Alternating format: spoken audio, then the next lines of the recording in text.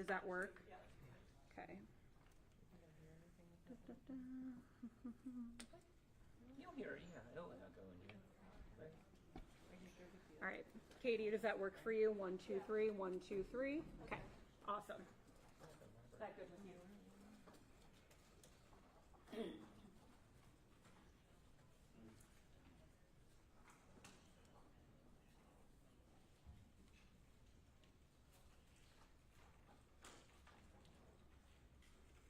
And guys, try not to block that little tripod there. That is for one of the governor's people.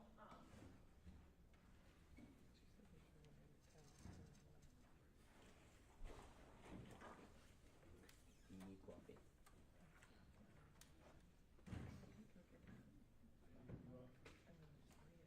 You could, here. I don't know.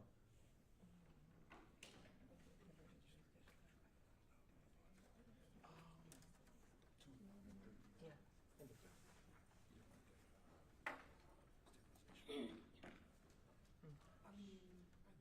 Yeah, you might take a second or two to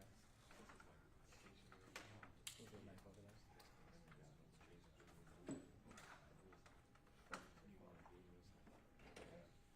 It is, but I hear us. I mean, they're kind of talking loud. No, just the TSO. Yeah, you are having a day.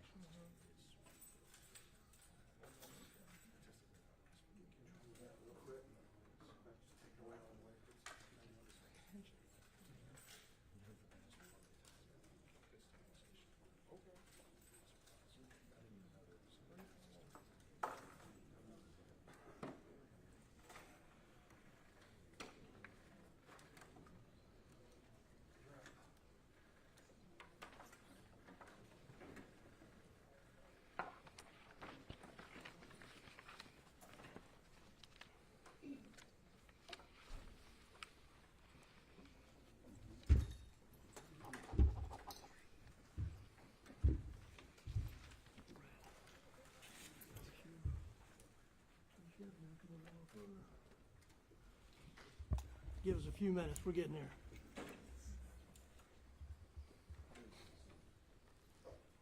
All right. Do we have everybody that wants to be up front with us?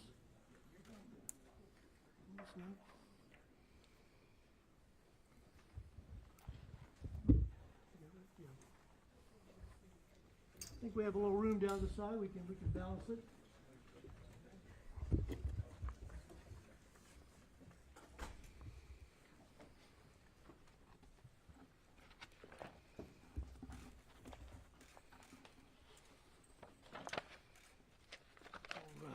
We're there. Take you down here. Yep, absolutely. All right, I think we're ready. I do believe if somebody else comes in, we'll add them to the group up here. First of all, I want to welcome everybody and good morning. Thank you for taking the time to come out here and actually hear the facts of what occurred. I'm going to give you a minute so you can set up. No, good, sure. Thank you, sir. Sorry I'm late, sir. Oh, you're fine. You're fine. But I want to be able to share the facts of what actually occurred early Sunday morning and the success of the operation. So about 3 o'clock this past Sunday morning, an operation called Operation Last Stand, which was at the Alamo nightclub off of Highway 78, took place. This operation's success is in thanks to the great partnership between our federal, state, and local agencies, including Homeland Security, Investigations, and the South Carolina Law Enforcement Division. There were many other agencies that were on the ground assisting us, and you'll be provided with a list, if you haven't already, of the folks that were there to make this such a success. Folks, this was a targeted enforcement operation in the Charleston area. I want to also thank and support from our Governor McMaster, who's here with us today, and Attorney General Wilson. Thank you for being here, and you'll hear from them in a moment. And any other elected officials that we may were able to join us today. But we really appreciate their support, and the ones that couldn't make it, again, continue to voice their support. Briefly, during this operation that's been going on since November of last year, been a lot of hard work, a lot of intel gathering. This particular location has been a source of a lot of disruption, crime, assaults, drug dealing, etc., going on in that particular area. And I will tell you, we've heard from some of the business owners since this operation yesterday morning, very grateful to see the activity to be, hopefully, will go away, will not come back from here. We'll tell you a little bit about what happened during the operation. I'm going to get into what I can. Please remember, we're roughly 24 hours post-operation. And there's a lot of investigating still going on, a lot of fact-finding still going on, and a lot more will come with this. But I want to give you the highlights. So there were 116 arrest warrants served. These were warrants that were already on file, both criminal warrants and warrants with our immigration partners, and they can talk about that. Of those 116 arrest warrants, 80 individuals were actually served those warrants. I understand in that nightclub, and we'll talk a little more about the illegal activity going in there, probably over 200 plus people that were in that club. That's a lot of criminal element in that nightclub that was in there. Of those were 2 high-level cartel members that were arrested, including those that were with the Los Zetas cartel and from the Trende Aragua gang. So again, these are folks that have affiliations. There are others that we're looking into right now, checking their affiliations, and we believe that number may grow. We've also identified a number of potential trafficking victims who were removed from that situation and are being assisted. We had 1 missing juvenile that was recovered in that location. Let me say it again. We had a juvenile that we ran who was missing, a missing person.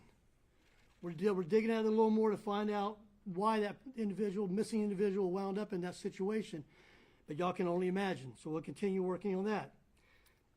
There was 1 international warrant, a murder suspect warrant, that was served and located. An individual was from Honduras wanted for murder by Interpol. Let me say that again. We had a murder suspect from Honduras in this club. We were there for a reason, to protect this county, protect the state. Plain and simple. Folks, we identified, other than those that we were the potential victims of trafficking, we identified 10 underage juveniles. Again, this is an unlicensed, unsanctioned bar. Check no IDs, didn't matter. So when bars close at 2, at 3 o'clock, people started coming. They just come in here, no matter how old they're not checked, but 10 of them were juveniles. Our youngest that was removed from that situation was 13 years old. 13. What were they doing there at 3 o'clock in the morning, or after 3 o'clock in the morning? Firearms were recovered from the location. A quantity of cocaine was seized, and a quantity of an unknown controlled substance was confiscated. Testing is being done. Again, we're 24 hours into this operation to determine exactly what that was. We have 4 vehicles seized from the property, all as a result of possible drug issues that were identified, and we're getting search warrants for those vehicles.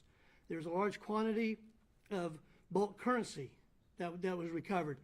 We don't have the number on that. Again, that's part of the investigation. We have to get a bank counter to identify that. Why is that important? This goes back to some of the other things that are being investigated on this location, the drug trafficking, the money laundering. These are all specific items that were being targeted, and we were successful in handling. Facts matter, folks. That's why we're standing in front of you. Wish we could have put more out Sunday when this operation is over, but as you can tell, a lot of moving pieces, a lot of great agencies involved assisting to make this a success. And I would be remiss if I did not mention our own code enforcement in Charleston County. They assisted us as well. We have representatives here from the county that assisted us that will now have already put the seal on that business, stopping it from ever operating again. And we're going to be looking at other businesses that are operating illegally and becoming an issue in our community that continue to have this kind of criminal activity. So just want to share that with you. I'm going to ask 2 of our speakers to come up and speak in a moment and give any comments they want. But again, I think it's very, very important that we get the facts out, address the rumors that are everywhere going on right now, and to let y'all know that I'm doing exactly what I said I would do as your Charleston County Sheriff, that is identifying, aggressively going after those that are committing criminal activity in our county. I don't care who you are or where you're from, we're coming after you, and we're going to make that happen. So I'm very proud of what all the agencies did at that operation. I was there, very long day, but I made sure I was there with them to see exactly what these men and women are doing and support them. So very proud that we got this type of element out of our community. We made it safe for some of our young people, and we're going to continue working on that. From here, I'd like to turn it over to Chief Mark Hill from SLED. Like I said, their agency was the lead agency. We say lead agency, but there's so many. We were all supporting each other, so it was multi-agency. But if you had to say who was the one that got this started, his fantastic team who worked tirelessly, and I'll let Chief Keel take the podium. Chief? Thanks, Sheriff. Mark Keel, Chief of SLED. I just want to start by recognizing the number of units at our agency that participated in this investigation. I don't know, it's been some time since we've had a case where we had the number of participants that we had in this case. I think we had over 60 agents that were deployed here Sunday morning working. They were from our alcohol and narcotics unit, our human trafficking unit, our immigration and enforcement unit that works very on a regular basis with our ERO and our ICE folks, our HSI folks, our dogfighting unit, our SWAT team was here that assisted in the entry of this location. Our aviation unit was here and provided aerial overwatch during the course of it. We had folks here from our fugitive unit, our analysts from our fusion center, our low country agents, and again, it was a large operation. I think one thing that I always say about South Carolina is it is amazing the law enforcement relationships that we have and the way we get along, both local, state, and federal agencies. We work good together. We collaborate with one another. We don't have egos. We get out and we do the job and try to do everything we can to protect the citizens of our state. We will continue to do that. And there will be more operations like this as we continue to work to bring justice to those who have been victimized and to also bring those to justice that have violated our laws, both state and federal. Again, I want to thank all the agencies that participated. They did a wonderful job on this investigation. It is not over. It continues and will continue until we get to the end of this case. Thank you. Thank you, Chief. I'd like to ask Homeland Security Investigations Special Agent in Charge Morant, sir, if you'll please come up and say a few words. They were key in this operation. Thank you, Sheriff.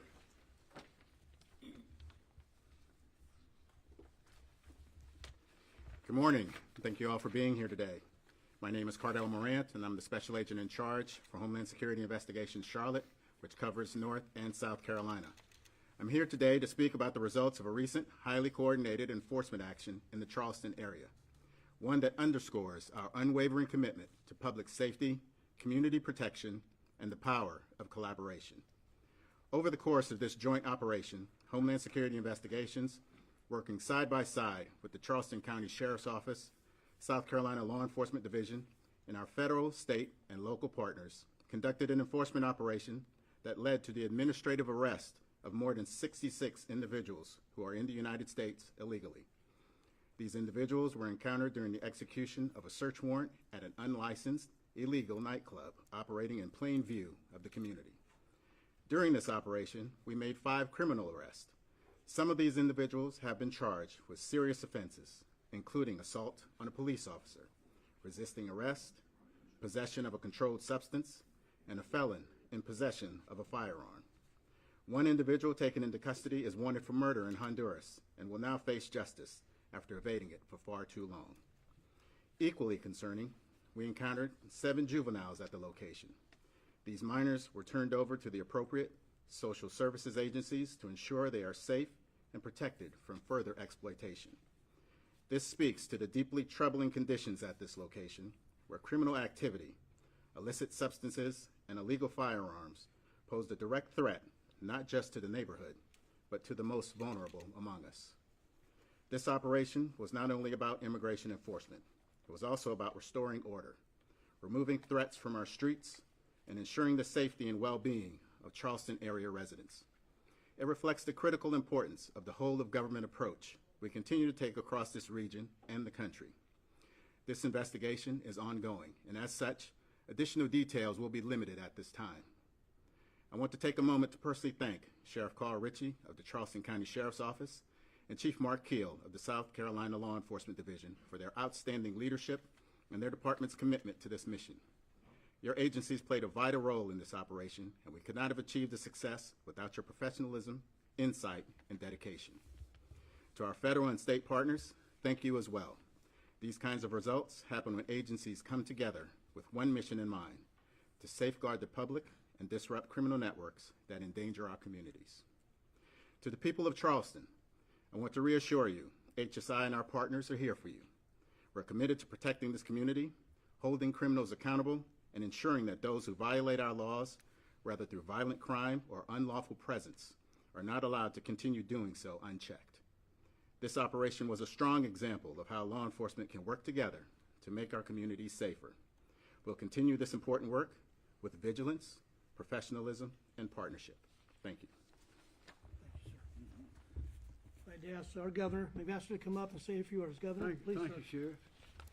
Sheriff, I want to congratulate you. You are doing exactly what you said you were going to do.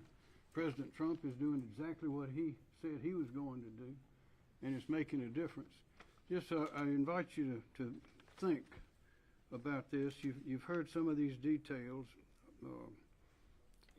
of all these arrests, 116 or more, about 200 people in the place. Get this picture. It's in middle of the night, black dark, in a rural area, in this sort of a club, and you had all these people out there. This was after 2:30, 3 o'clock, 3:30 in the morning.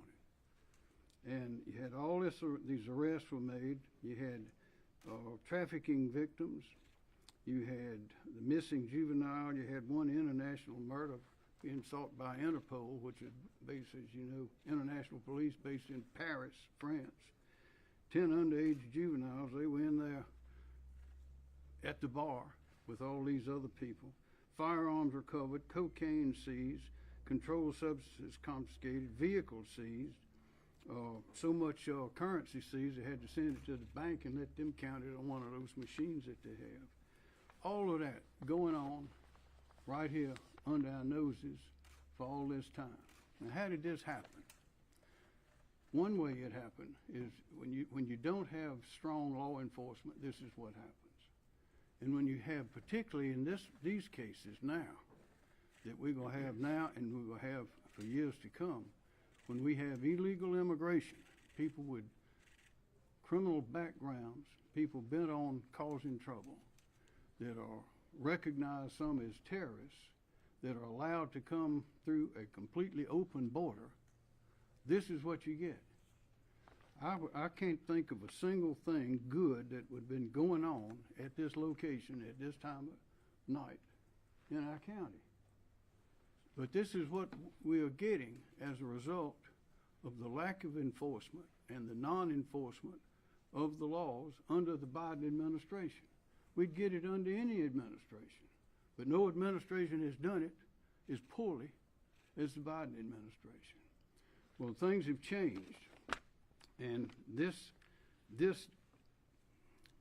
conference today is explaining and presenting to the people not only of this county, not only these cities, but of this country, what happens, what the consequences are when you have that lack of enforcement with open borders, despite the fact that those in charge in the Biden administration were saying repeatedly, the border is closed, the border is closed. Well, you can look at this and you know that's not true. But this is also a good example of what happens when you have a coordinated approach with men and women working together to enforce the laws, and you have a president who is determined to enforce these laws. We're going to be seeing this for a number of years because there are a lot of people in here that are not supposed to be here. And they're making friends and associates with other people who have criminal records. And what these men and women busted up last night is an example of what is going on in other parts of our country. and likely in other parts of our state. So we got a lot of work to do. But fortunately, final point, we got the right team to do it, and you're looking at that team right now. There's no better law enforcement anywhere in this country than we have in South Carolina. And with a strong president like President Trump doing what he's doing to put the power of the federal government involved as well with the state and local, we're going to make great progress. So I say to all of you, men and women, thank you, congratulations, and to the people of South Carolina, things are going to get better. Thank you, Governor. I'll now ask our Attorney General, Helen Wilson, to please make some comments. Thank you. First, Sheriff Ritchie, I want to thank you personally for the invitation you extended to me to be here today to talk about this press conference. First off, I think you've probably invited me to nearly half a dozen events since you have been sworn in as a sheriff, and it's true. You have done everything that you said you would do that you ran on. Just a couple of months ago, I did a ride-along with Sheriff Ritchie. He invited me to come down here, and he kept me out to 1:30 in the morning, which is about 4 hours past my bedtime. But we rode around, and I got to see what local law enforcement were doing in partnership with our federal partners at all hours of the night. And while people are sleeping peacefully in their beds at night, the men and women of the state and federal agencies standing up here are out there patrolling the streets and the communities and neighborhoods of this area of the state of Charleston County. And so I saw firsthand what goes on, and it's just incredible. And of course, I was here just a couple of weeks ago for an Internet Crimes Against Children Task Force operation, and I got to see firsthand not just patrolling the streets and neighborhoods of Charleston, we're patrolling the digital streets and neighborhoods in our community, and that's very powerful. Over the last 9 months, I've had 2 opportunities to go to the southern border. And on my last visit, which was about 10 days, week and a half, 2 weeks ago, I was in the Yuma sector, and I met with ICE and border officials down there, Border Patrol agents rather, and what they told me was this. In May of 2023, the number of illegal border crossings happening every day was averaging about 1,500 crossings a day. Think about that, an average of 1,500 illegal crossings per day in May of 2023. In May of 2025, they are averaging 4 illegal border crossings a day, from 1,500 a day to 4 a day. And that is very powerful. Here's why it's powerful. What we learned is that the Mexican drug cartels south of the border, they control who gets to come to the border to cross it, and then the policies of this country control who's allowed to go into the interior. And so the cartels were very much engaged in allowing and facilitating the illegal migration because it was helping fuel a lot of the drug trafficking and the human trafficking and all the other illicit activity that was coming into this country. And so when you come here to South Carolina, and I've said it 1,000 times, South Carolina is every much a border state as the state of Arizona when it comes to the criminal activity that is coming here. And so when I see what Sheriff Ritchie and the leadership at HSI and the FBI and my partner here, the Chief Kill of the State Law Enforcement Division, all of his amazing team, but I see what they're doing when it comes to combating what's coming into this state, you should understand how important it is what they do. For instance, over the last 4 to 5 years, my office, with the state grand jury investigations we've been operating with our partners, many of them are up here today, just historically, we have seen a historical amounts of meth in around the range of 500 kilograms of meth coming into the state of South Carolina over the last 4 years. All, again, cartel related. 544 kilograms of fentanyl coming in to this state, historically speaking.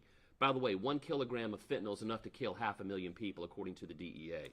And then 850 kilograms of cocaine coming into this state. Again, it was based, and as the governor said, the policies at the top matter. But also, it's not just the policies at the southern border. It's the law enforcement and the policies here in our respective state of South Carolina that matter too. Policies at the border allowed a lot of this stuff to come in here, and the enforcement policies of the people standing up here are what's getting it out of here. And so it does matter. South Carolina is a border state. I also want to give a shout out to our state human trafficking task force. A number of members of folks standing up here, their agencies are active participants in the state human trafficking task force. As you all heard, there were a number of alleged human trafficking victims. Last summer, the Department of Homeland Security, Office of the Inspector General, released a report saying that there were around 320,000 unaccompanied minors who were led into the United States and they cannot locate, that they do not know where they are. And I'm not here today to say that any of the ones that were found in this operation are part of that 320,000. We don't know. This is an ongoing investigation. But whether they're unaccompanied minors here illegally or whether they're resident U.S.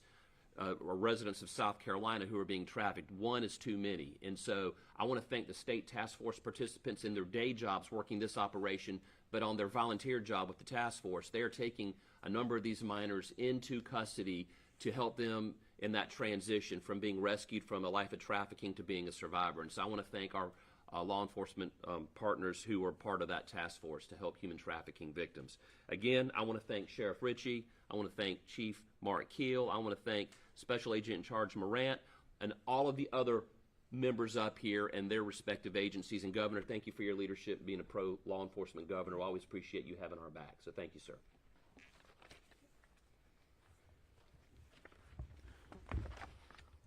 Again, thank you. Is there anybody else from any other agencies that want to say something?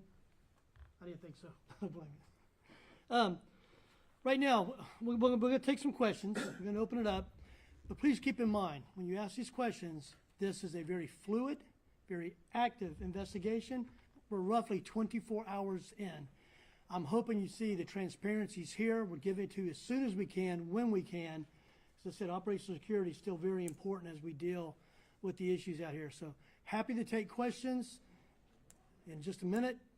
And you'll be first, I promise. No. Happy to take questions, and if I'm not the person to answer it, I'll at least defer to whoever's back here that can answer that question. Yes, sir. My question is for Attorney General Wilson. Take a minute to comfort South Carolinians and talk about how these charges are going to stick. These people are going to stay in jail. They're going to be deported. They're going to be in trouble, and these judges aren't going to let them go. So first off, there's a number of charges, both state and federal. I imagine the U.S. Attorney's Office will be involved with the federal partners. Obviously, you have a local solicitor here who will probably be handling most of the charges from this area. Now, my office has concurrent jurisdiction with our federal partners and our state solicitors, and so we through our state grand jury or through our regular prosecution division will be assisting when asked to do so. Obviously, I think how judges are elected matter, because when you have judges that give light or lenient sentences, you have to have a way to be able to impress upon those judges that those are not the kind of policies we want implemented from the bench, which is why I fought very hard to give my governor here the opportunity to put people on the commission that actually screens judges and nominates them to the General Assembly. So how we elect judges matters. I don't want to throw this all on the judges, but what I will say is for judges who are going to go lenient on the types of cases where children are involved, we're going to shine a lot of sunlight on that. And I will support Solicitor Scarlett Wilson. I will support U.S. Attorney Brian Sterling in the prosecution of these cases from my perch in the Attorney General's office. So thank you very much for your question. Thank you. How long has this been an ongoing problem at the Alamo? Do we have anybody who wants to speak on that specifically? All right. Eric, do you want to speak on that? I can touch You on it. introduce yourself. Thank you. I'm Deputy County Administrator Eric Watson, Public Safety, Charleston County. The Alamo has been in existence for quite a while. We've had a number of noise complaints. Most recent complaint was a noise complaint that kind of expanded to a violation because the owner expanded his property, and that launched an investigation for the county. He was found guilty in his absence. So it's an ongoing nuisance for the community. And I'll say with that, it's amazing how we can go from a noise complaint to starting getting, again, intel, information from folks that may have gone there or may have seen activity or were concerned. We got that information. We have great partnerships. We were able to get that information where it needed to be further investigated to get us to this point to make the type of arrests and charges we were able to make yesterday morning. So this is important that you run down every lead and look at every fact of a case as we're responding and dealing with this issue. Yes, ma'am. I think you said it started back in November, so that's been, what, 8 months ago you guys started looking at Alamo? That's my understanding from our team. Yes, if November last year. And I know you can't get into No, ma'am. specifics, but can you talk about, was it noise complaints like Eric mentioned? Was it something more? I mean, this has been building for 8 months. Well, of course, it begins at that. Like I said, with the noise complaint, it gets our attention, obviously, and some of the complaints from the neighbors, the businesses in that area, it's an industrial area. gets us there.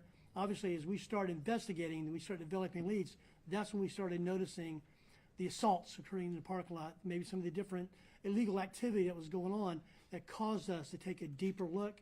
And I'm very grateful for the team, the large team that's standing here behind me, that continued to look into these matters to get us to the point we were yesterday.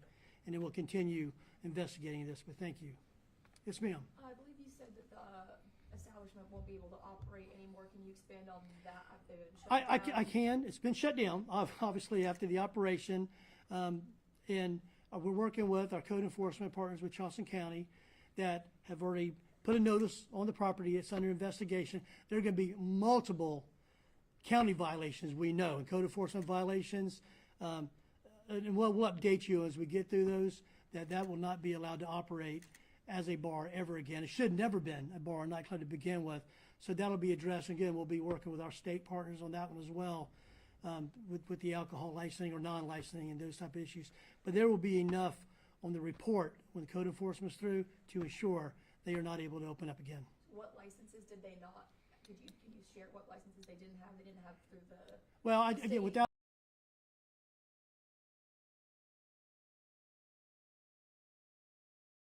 And there's probably questions about business licenses, but that's why DC Watson and his team are looking into this very closely, code enforcement, to identify all those violations. I think there's going to be numerous before it's over with. Can people in the county expect to see more operations of this scale? They can. They absolutely can. And I want to tell anybody who's operating illegally,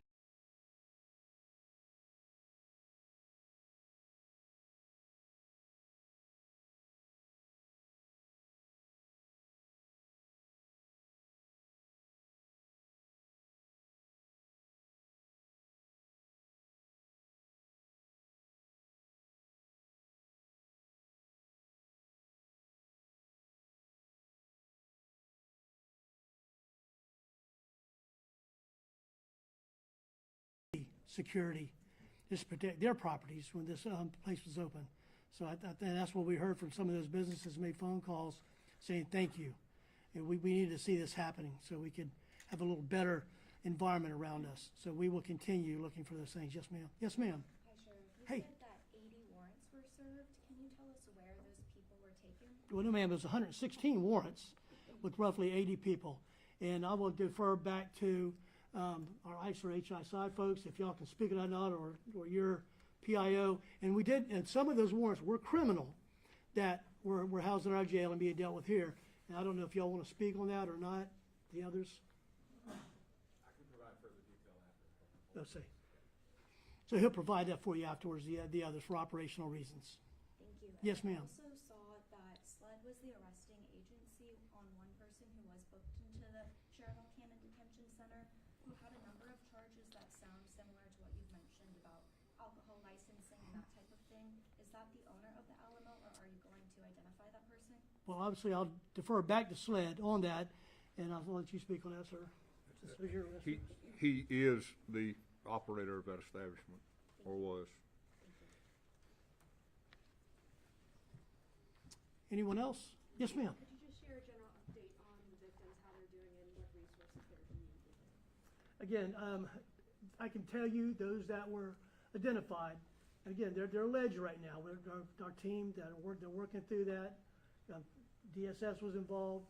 Our folks that handle that type of trafficking are having these conversations to see if we can get to that next level. These are alleged victims right now that we identified on site that we thought needed the intervention, and we gave them intervention, removed them from that area. They're safe, they're secure, and again, we're 24 hours in this. It's continuing, and we'll ensure that anyone who is identified as an actual victim of trafficking will continue to get the services they need to make them whole and make them safe. Yes, ma'am. In terms of protecting the community, since this has been happening since November, can you speak on how you were kind of protecting them, or if you took any action before you carried out the operation? Officers responded often to that location, would handle different complaints of the noise, obviously different complaints of the assaults that may have occurred in the parking lot. And like I said, some of the surrounding agencies who had jurisdiction across the street had off-duty security. But let me remind you that we knew that there was going to be more to this investigation. That's why that we would respond to the issues, deal with anything that was an imminent threat to the community to allow us to continue to watch this investigation unroll, to have such a huge success that we did. Thank you. Sheriff, I know you said you Yes, wanted ma'am. to clarify the facts. I've seen on social media some people saying that they were there and that everyone's IDs were checked. Can you talk about what that process looked like, if everybody or if it was targeted to certain individuals in the Sure. establishment? And that, again, is going to be with our HSI team. Well, again, if y'all want to speak on that, or I don't know, afterwards, come on up. But I can tell you there was a good operation that was going on. I'd love for them to speak on that. The last part of your question again, please? People on social media saying that everybody in the establishment had their IDs checked, or were they just targeted to certain individuals? I'm just curious what that looked like. No, everyone on the premises. It's important to keep in mind that this was a cartel after party. So everyone there had their IDs checked and were processed and either arrested or released. So there was non-citizens and citizens who were arrested? I'm sorry? Yes. Yes. Yes. Yes. I know there were, Yes. Yes. for sure. Yes, ma'am. Can you expand on a cartel after party? I'm sorry, that just. Again, I'll let you. It begs that question. So bad guys like to celebrate too, so this was their way to let off some steam. And they were unfortunately doing it right here in the community. So you're understanding that everybody in the establishment was aware of it being a cartel, or were people there? Well, I mean, it wasn't the secret, so I can't really speak to what every individual knew, but the community at large knew that there was nothing good going on at that establishment. One more question, sir. Okay. One more question? Anybody? Yes, sir. Sheriff, would you say, based on the coordination of this, going into this kind of operation with all these agencies, that much of the outcome of this was expected with the number of arrests and warrants to say, but it seems like when you touch on missing juvenile and implications of trafficking, would you characterize that as a surprise? Were there other surprises in this? Sure. Honestly, we weren't surprised. I was surprised that the missing juvenile was found there, and actually quite relieved that we were able to locate and remove a missing juvenile from that situation. We had information, obviously, and it's still being, again, under investigation, that there was trafficking going on. So I hate to say it, but in being in the business as long as I've been in it, nothing surprises me anymore. Disappointing, yes, to know that we had to deal with this situation. But it goes back to these strong partnerships. And by the way, none of us met for the first time yesterday morning. We all know each other. We all work together. And it's all for that common goal of keeping our county safe and keeping those that live, work, play here as safe as possible.